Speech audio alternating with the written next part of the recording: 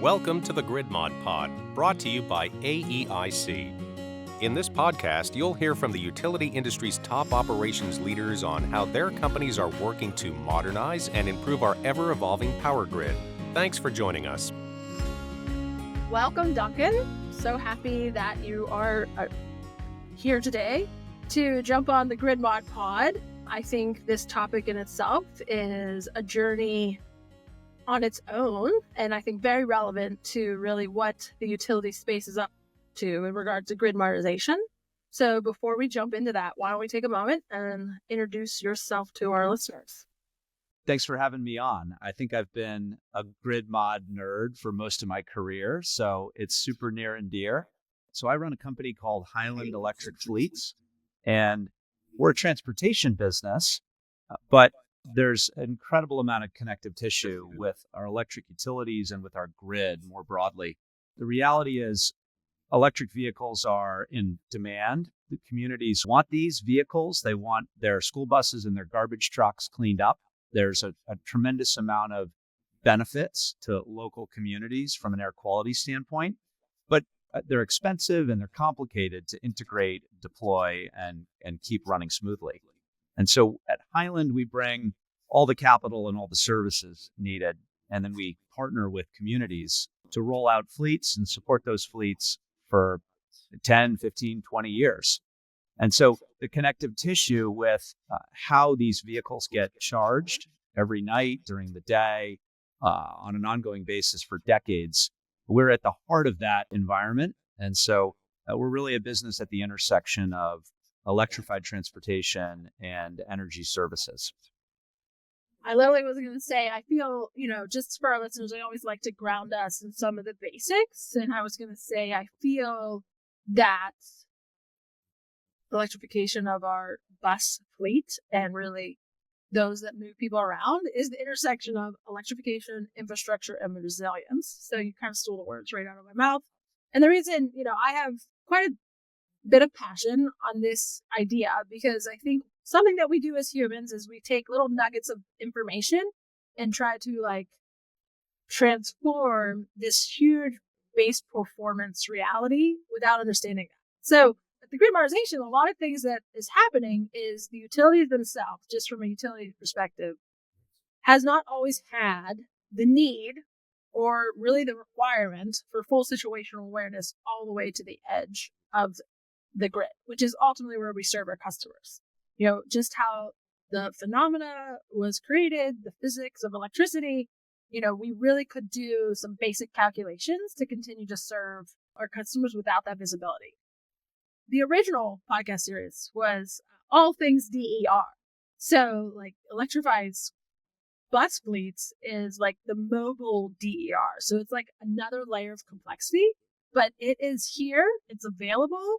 And really the core to really transforming it is making sure all the partnerships and the information is being shared. So I'm really excited to kind of hear where you're at with all of it and your perspective. Yeah, I think your analysis and description is very aligned with the way I view the state of our grid. It's not acceptable to continue to use the blunt instrument of a large static power plant where the power is sort of made on demand. We're increasingly defined by distributed resources, flexible load, lots of really more complex components to integrate, but ultimately incredibly valuable, both from a societal benefit, but also from a cost benefit. And so we think that utilities are no longer can have the luxury of really operating in the old world, and they have to enter 2.0. And we see that happening, but it takes some time. Yeah, so I guess, just to get specifics or maybe broad overview of specifics, what are some of the bus projects that you currently have and quantification, what does that look like and how, is that impacting the efforts that you're coordinating with said utility? You don't have to name the utilities, but, the ones you're working with.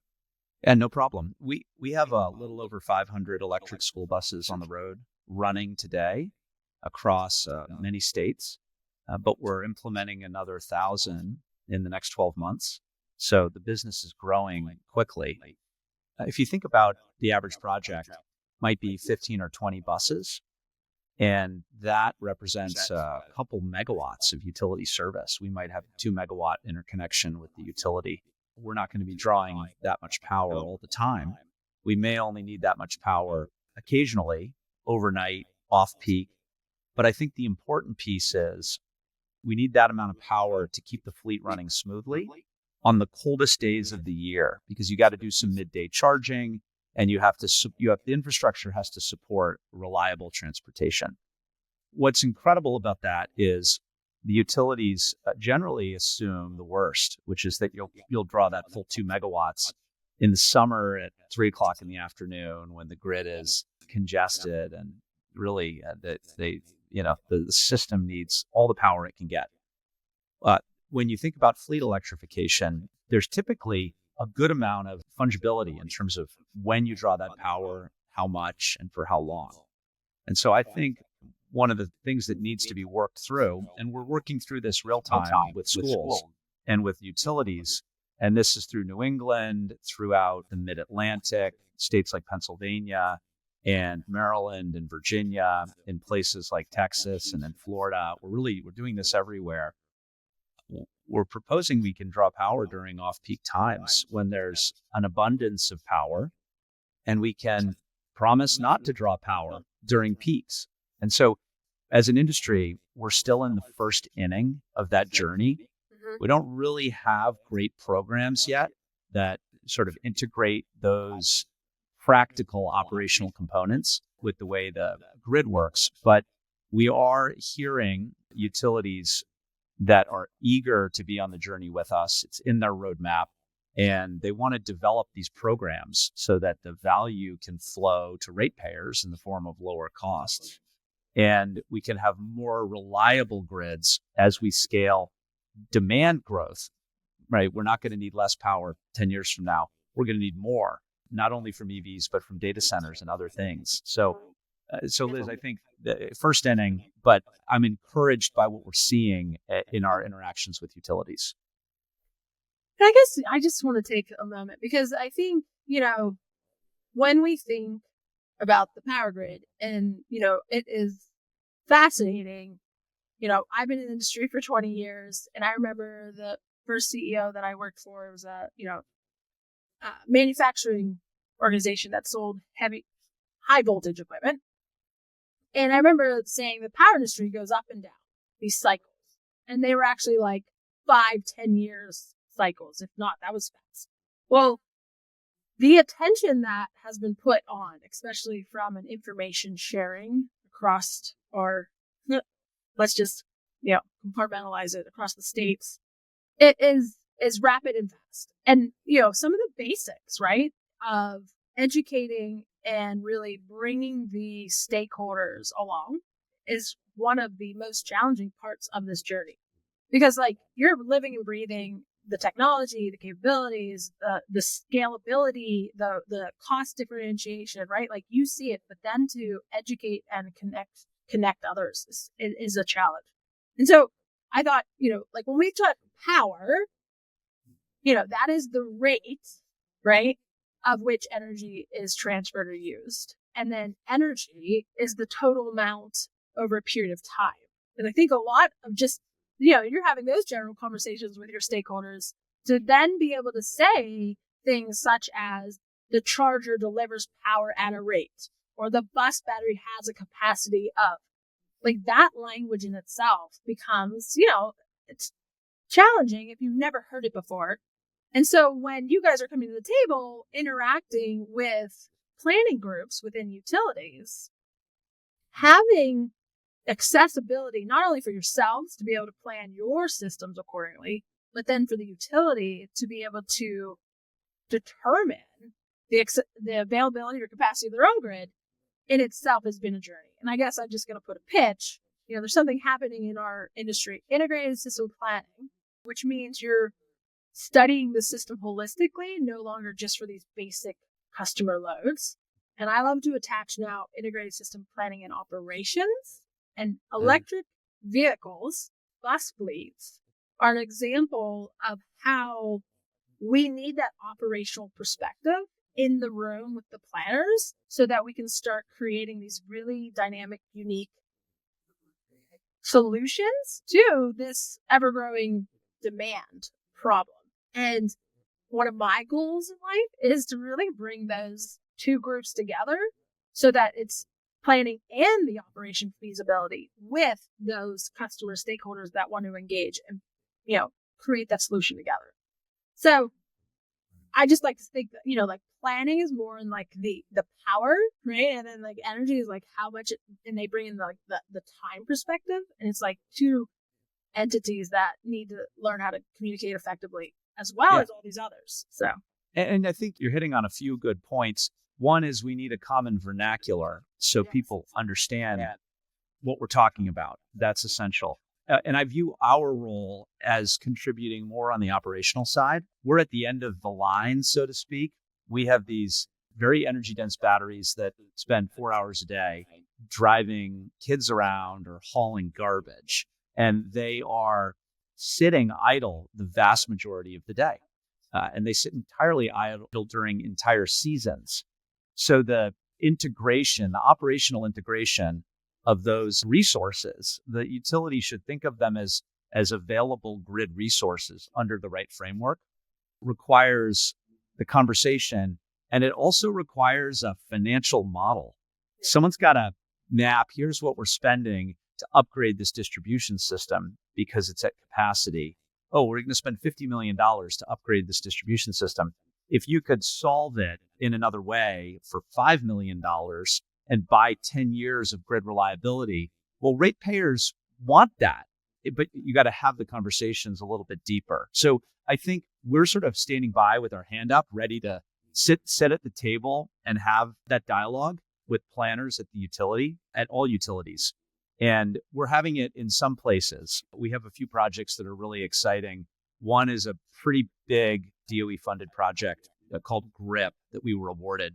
And we're doing sort of vehicle-to-grid integration work with 13, 14 utilities, some of the biggest in the country. And that's one small example of the work that needs to be done. But I do think the conversations are starting to happen. Yeah, I mean, so that funding through the GRIP award, do you want to explore that a little bit just to share with, the objective and really the plan to execute? I think we've, for a number of years now, proved that vehicle to grid works. The technology's there. The planning and the integration is fairly well understood. The biggest gap from my perspective is commercial programs. If you want to plug an EV fleet in and be part of the solution, most utilities will say, well, we don't really have a rate tariff for that. That's not something we do. The opportunity really is to engage deeper with utilities on the planning side of how they develop these commercial programs that can be put out and available to anyone who wants to bring a vehicle fleet, meet the safety and compliance obligations under a new rate tariff. And that new rate tariff may be sort of time of use in a sense for buying power, but also an opportunity to act as a battery resource and backflow power to the grid and offset your costs or earn direct cash payments. And we're doing both, but many utilities need to be engaged in a formula and a more formal process to bring all of their folks along on that journey, get comfortable, and ultimately propose and bless new programs to their public utility commissions. So we're really encouraged that this platform allows us to bring some funding. It allows us to engage formally with utilities and develop it over the next couple of years. I'm happy to go into more detail on it, but I just do think having a baseline and a relatively simple use case, which is largely peak shifting, is the way to get people comfortable with vehicles participating as grid resources.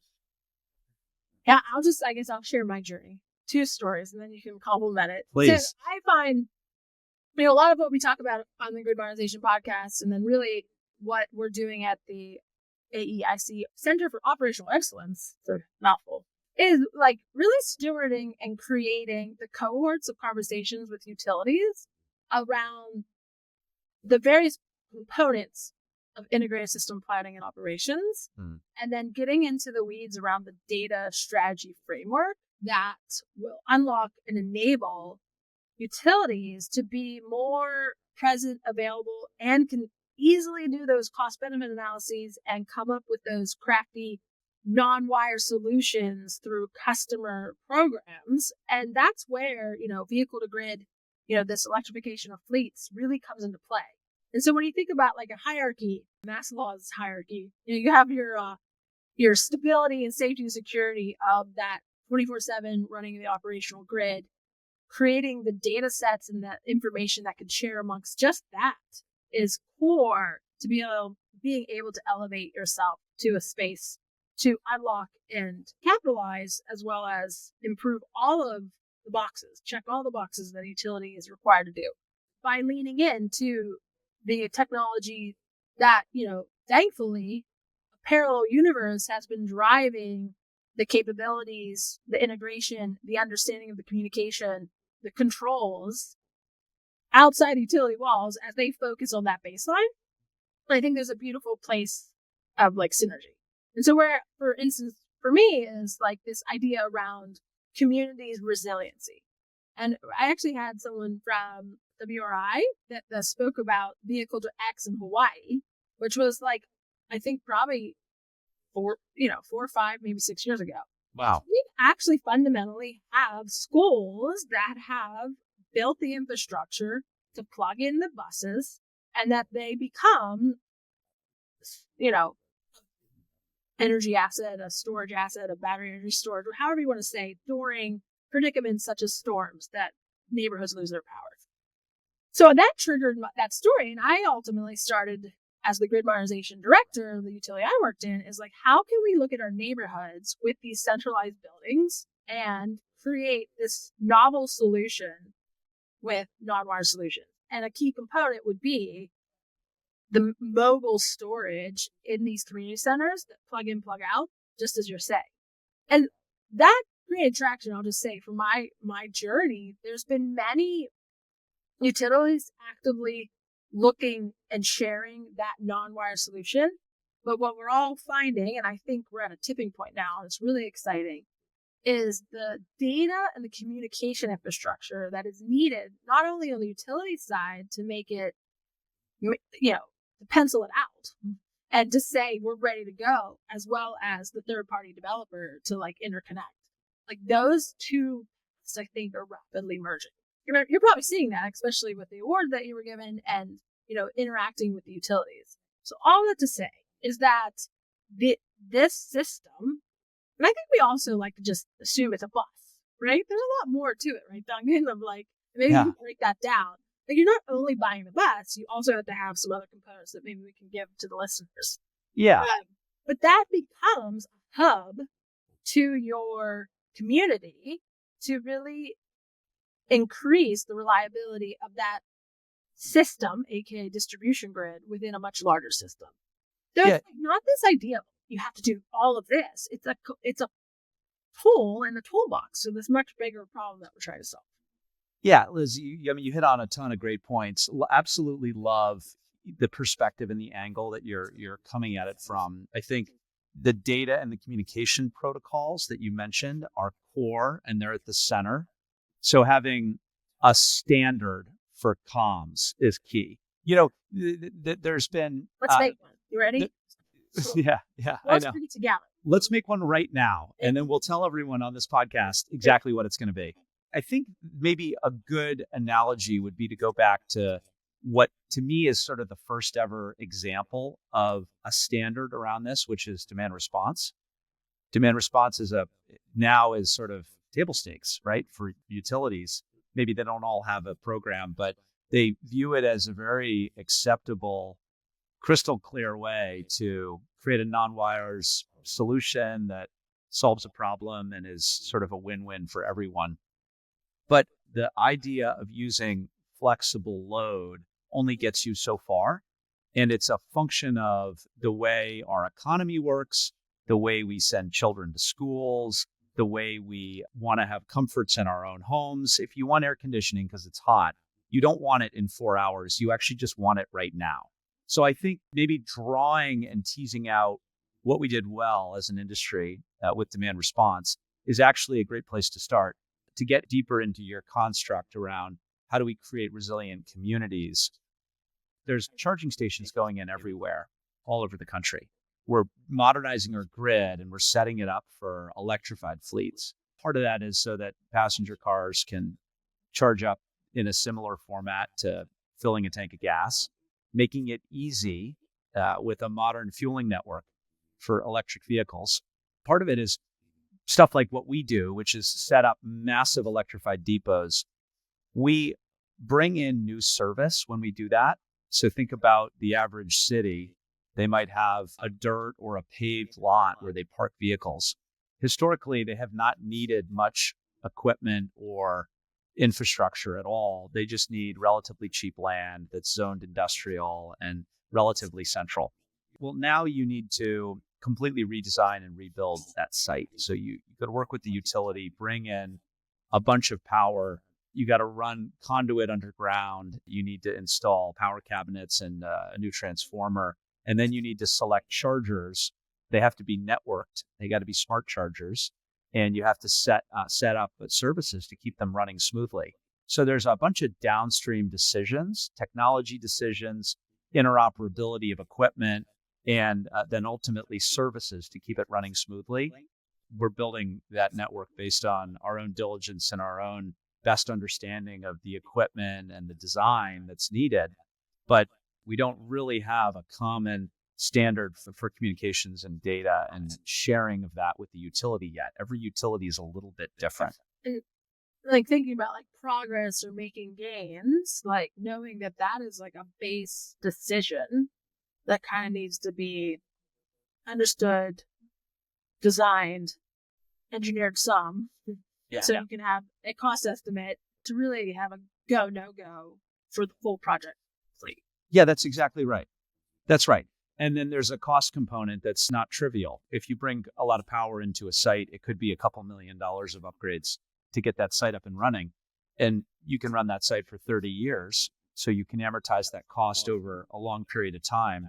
But if you can develop the data and communications and get utilities to accept that framework, it may be that it's not a $2 million upgrade. It's a $200,000 upgrade if we avoid charging for 3 hours a day for 6 weeks in the summer. Like if we can just do that one thing, does it go from 2 million to 200,000? The answer is yes. But our utilities don't know because they don't have the data and they don't have the programs. And so that's kind of like the exciting of the two merging worlds is, so that phenomena of, okay, so just from a basic planning perspective of grid, you know, you have asset owners of the grid that see the system. It really, from a planning perspective, the way the tools are available and the data that existed, and really there was so much why it was, this is the way it was, is you look at the system from a one peak saw, and you look at the capacity of the feeders and the various equipment connected to it with a snapshot. So we talk about that a lot, but I feel like the people that are talking about it never actually like solved the equations and studied the spreadsheets. So, right. But once you realize, okay, that's static. What if we did, and there's something called hosting capacity analyses, which is like that, like you go from crawl to walk.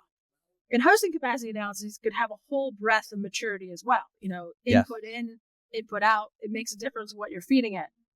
And so I'll just say in the utility space, like 5-10 years ago, there was only a handful of utilities that really were mandated or regulated, or they saw the customers demanding it. So therefore, all different reasons. They had to build the models. They really got analytical before data analytics became like a fancy term that we all love to talk about. And they could provide some intuition of like what the grid looks like in a real-time system response under many scenarios. Huge win. I think, you know, there's a lot of expectations that we could come up with all the answers, but that was a huge leap. And what we're seeing now is actively utilities are able to do exactly what you said, which, you know, we just said it in one sentence, but the amount of monetary investment, personnel, investment inside a utility to have the data, build the models, understand what they need to do, and then actually be driven enough or empowered enough by leadership to do it, can now say, hey, and there's actually utilities doing this, right? Southern California is one of them, which is in California, but it's like, here's our grid. If you want to connect here, here, and here, here's a schedule that would enable your project to move forward. That in itself is a huge success. And you're probably all excited about it, especially if you're working with those utilities, because it's dynamic too. It's not static. It's dynamic. Right. It's not like turn on at Sunday at 3 and turn off at, you have to be able to communicate like bandwidths. And that will mature and grow. So, but we can't execute until we start doing. And so you're actively in the doing, and, you're going to, things aren't always going to work, but then things are going to be learned. And that's the power of it. I agree. You said the word empowered in reference to utility employees. I think as many things, this is going to come down to leadership. And historically, our utility companies have had a mandate from the communities they serve and their investors. And the mandate is reliability and cost. And I think, the emergence of this new world of options needs to be viewed as reliable and affordable. And being viewed as reliable takes time. You need enough projects that have been successful. You need the planning to be done really, really well. Our utility companies have incredibly smart engineers and really, really bright people. My first company was acquired by a California utility, and I worked for them for 2 years. And so I got a lot of really good, intimate sort of experiences with what the utility is capable of.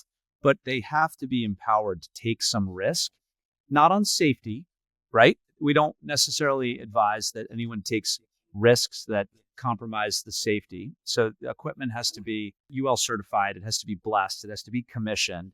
But take risks on programs that have a lot of promise and are proven to work at a small scale, but put them out there to the market and then see what type of participation can take place. And if you look at the trend of community choice aggregation that's happening in California, a lot of these small local, call them utilities, they're non-wire utilities, but they are disintermediating the traditional role of the utility. And that's because they've got a policy framework that allows it. Communities are demanding a cleaner kilowatt hour and a more dynamic controls, but they still have to integrate with what's inevitable today, which is a distribution network that has poles and wires. And so I think that empowerment is key, and it's happening, but maybe if the data and comms can happen, the empowerment's got to happen as well. Like, just since we're on this, another passion of mine is, promoting, understanding, developing, and just creating a community of like-minded folk around energized leadership, right? Which is like, how do we empower not only ourselves to think about things holistically with systems within systems, which I think we've gotten out of understanding how our interaction with another has this like resonance, like compounding effect. And so like thinking about being an individual contributor within the utility space, and I actually just wrote a op-ed on this, so it's in my head, but it's really about the workforce development, right? And like, let us not forget, not only do you all need to understand, develop, create impactful teams, the same has to be happening within the utility that's currently the ones that like understand the assets and how they're interconnected, and you guys want to interconnect it. So there's like this huge evolution of like true leadership to understand the profound impact that we could have on the next generation of folk coming up the line. And I think like we're somehow got stuck in this space of like winners and losers instead of understanding the idea of like what has created this world we're in is the world of abundance, which I think is creates this decline. Anyway, we won't go. Yeah. But it has been technological innovation. And so somehow we've created this space where we're like demonizing innovation in all forms if it's competing with another. And so I guess I always think about the whaling industry and the evolution to kerosene, and then the evolution to brush lighting, and then to electric lighting. And then we really like stagnated, right, from that point forward for about 80, 90 years. And I think we're at this like cusp. And with, your work and really like, we got, electrification of transportation. We have electrification of heating and cooling. We have electrification of data, if you want to call that. I mean, just bucket data centers. Love it. What's going to be the next lighting? What is lighting going to be in 10 years? Yeah. Exactly. So, but it doesn't mean there wasn't steps in between that really allowed this transition to happen. And so we can do hard things. And yes, there are we aren't, whaling for oil. We went from animal fuels to like fossil fuels to like, what's wrong with going to a new breath of a whole slew of solutions, right? No, nothing. There's nothing wrong. I think you're spot on. I think we're at a tipping point where this is becoming more mainstream. I just think it's also about engaging with leadership. It's about making sure our utility industry is attracting and recruiting innovative talent, right? If you look at pharmaceutical companies, they spend an incredible amount of money on R&D because they have to develop the next drug. And the next drug drives, high margins until it gets more commoditized. But the bottom line is the utility industry historically has spent less than 0.1% on R&D because they haven't been paid for that. They don't get compensated for innovating. And I'm oversimplifying. I don't mean to make it sound like utility companies are dinosaurs. But there's a reason for that. I mean, if you think about it, from the roaring 20s all the way through to really 60s, 70s, like decades in the 1900s. I have to say that now. Yeah. Is, there was this mad race to be really efficient in bulk power plants, right? Correct. And that was just what was really provocative and moving forward. And utilities themselves were the ones that were doing the R&D. They were developing the workforce to understand all of the phenomena. And then, at one point, they stopped manufacturing and creating their own devices and then, gave it over to the vendor organization to be more efficient and more effective. Yeah. So that went on. And so we as a utility space become less the technical prowess of the industry and more of business, right, wrong, or different. And so I think now is the time that we can like re-energize the next workforce that like the utilities themselves need that strength, robust, logical engineering, processy, improvement thinking. So yeah, and I think there are two stakeholders that matter and have to be brought along with that journey. One is the investor, right? If investors see the opportunity to modernize and innovate around energy delivery, more people will invest in the companies that bring that leadership DNA and culture.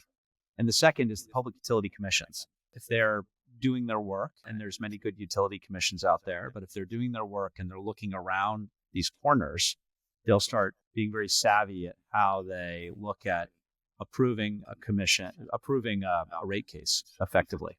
Right. I agree. It really comes down to being aware that the solution will actually be with the people.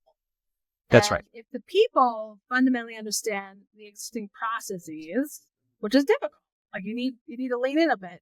Yep. And then explore how those processes can be altered or managed or made more efficient in a way that's so the end goal. So we all have to have a vision, which is full situational awareness of the edge of the grid, so that customers can then actually have ownership of how and when and why they use energy. Yeah. So that ultimately we didn't really want to have that, but now with the availability because of all the technology and the intelligence and the communication, we can. So how can we now, the customer, the members of the grid, be more part of the solution making? And so you got to get the word out. You got to get the word out, right? It's about storytelling, case studies, grid mod. Exactly. We have a customer that has an electric school bus fleet, and they are in a pretty rural Midwest state, and they basically hired another teacher with the savings because the fuel's half the price, right? So tell that story, make it really tangible. Yeah, I know. We do tell it, yes. But then the other analysis is we can cut 10 to 15% off electrified fleet deployments in states like Massachusetts and Vermont because we're actually plugging the vehicles in to help recharge the grid in the summer. No kids are going to school in the summer. The fleet sits idle, and it's a couple hours a day. But the value there allows us to offer electrification. So the community gets the benefit of electrification because the utility and the grid is integrated. And so making it tangible, telling the stories, getting the word out is essential. Well, you should send me the links to those stories and we could put it in the show notes. I will. Because I do feel, and I'm going to go one more area, then maybe we'll wrap it up. But, and I've said this before, the world that we live in is going through 5 transformational changes: the energy industry, transportation, material supply, our food supply, and information. And if you think about it, all 4 of those are dependent on one or the other or all. But that information, the massive amount that's now available to each individual, how do we create the stories and the mechanisms so that because it's really hard to change people's beliefs and to change people's minds with their unconscious bias that we all carry around. So how do we create that mechanism to hit those key players that go, that can save me that much money, that I could hire a teacher that is like a must need? I mean, this is so beautiful. So I would love to share that story and make sure any other stories that you have, we can share them as well. We've got lots of stories. I think maybe the best one was actually covered by the New York Times. They wrote an article in the print edition about our integration with Green Mountain Power, which is a utility in Vermont. And I would say Green Mountain Power is one of the most innovative utilities we've worked with. There are many. It comes down to leadership. They've integrated our buses into the control room. So their engineers that are managing the balance of power demand on the system can tap into our buses during certain hours a day, every day. They can say, we've got these buses over here. Click a button and we can dispatch power because the buses are sitting there and they're plugged in. And it's at the best we've seen it is full integration, because the data and the comms are all set up and established in a way that someone balancing that system can press a button. And I have to say, my, objective of the Grid Mod Pod is that conceptual idea, execution, and it's actually working. Like, there's so much in between. Yeah. So how can we create the framework, standardize the language, make the documentation, make that process to get through all of those hurdles, something that doesn't have to be recreated in every individual utility. Like, there's 3,000 of us. Yeah. So how can we create this robust amount of information that can easily help going from this is an amazing concept that seems like a dream to like executing and dispatching buses in your operations room. So here we are. So, it felt like an uphill battle the whole way to get these projects up and running. And I explained them simply, but there may have been 40 years, in the making. And I think, how do we get the information is really your question out to all the people who matter. How do you get the word out? I don't know that I have a crisp, clean silver bullet for how you do that, but it's a combination one step at a time. Yeah, right. One day at a time. Exactly. Small habits. Yeah. That's exactly right. Yeah. Combined with really good policy and regulatory landscape, technology backbones, the right people, leadership. So, and you think about that, it's like 3 separate frameworks. You got your financial frameworks and everything that makes everything go. You have your regulatory, and then you actually have your technical phenomena. So threading those 3 and making sure everyone is kind of tuned in and moving along is a challenge. That's but right. I think you can't solve a problem unless you know what the problem is. So we just outlined it for everyone. I think if that's done right in the next decade, we can go to a third of our grid powered by renewable energy, and we can flatten the load curve and reduce ratepayer costs by 25%, not increase costs. And so those are incredibly exciting outcomes that are within our reach, right? It's a decarbonized grid, better for the environment. It's cheaper for everyone buying power, that supports industry and exports and, the amount of money people take home every week to their families. And so it's a win-win-win. Right. I guess before I ask you my last question, there's also this like misunderstanding of us humans, as we are, is like understanding what it takes, right? As I just said, that gap, that there will be things that cost a lot now, but you can't get to the scalable cost unless that is invested. So you can't just sit around and expect it just to suddenly change, right? So like, I think we lose sight of how there is growth. There's always going to be some uptick in cost and then ultimate saving. And there's abundance of savings out there. We just have to capitalize on it. So I to think all of you listening and be like, oh, this is so expensive, but like there's stages. Like stages of grief, there's stages of progress. Yeah. Look, all these industries are subscale and they're getting to scale, and that helps drive down manufacturing costs of everything from batteries to electric vehicles to grid integration equipment. The software stack is getting cheaper. Everything's getting cheaper as we get to scale. Battery costs have come down dramatically in the last 3-4 years. I mean, dramatically. If you look at not only the innovation around technology and materials, but also just the raw commodity cost, it is far less expensive than people think. And I also think the government's been investing in innovation on these topics for forever. I mean, we have nuclear power industry because our government invested in it. We have lots of things. And so we shouldn't be afraid to continue making the right investments. I think the EISA and the IRA, both are programs, federal government programs that have incentive packages, and virtually every state is actually incentivizing innovation in this way, virtually every state.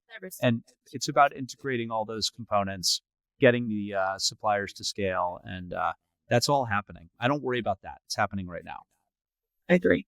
I have EISA. I've been saying IIJA for over 2-3 years. EISA. I slurred it a little bit. You're right. It is IIJA. Yeah. I like the EISA. It's easier to say. Okay, so wrapping up, I think we gave a lot of tidbits of advice, and being, in the role that you're in, and, kind of knowing it's an uphill battle, that's kind of life. So, for all of those incoming professionals and those pondering, what I should do with my life, what are some tidbits of advice that you'd like to give those listeners? I love universities and grad type students listening to our pod. Yeah. When I graduated from college, there was nobody going into the power and utility space. It felt like a sleepy industry, but I advise people to do something that they're going to genuinely be excited about when they go to work every day, because it becomes a slog if you're 10 years into a career that you don't like, and it just gets hard to will yourself to the office every day. And so if you're interested in the topic, I think it's a growing industry, and I mean it in the broadest possible senses.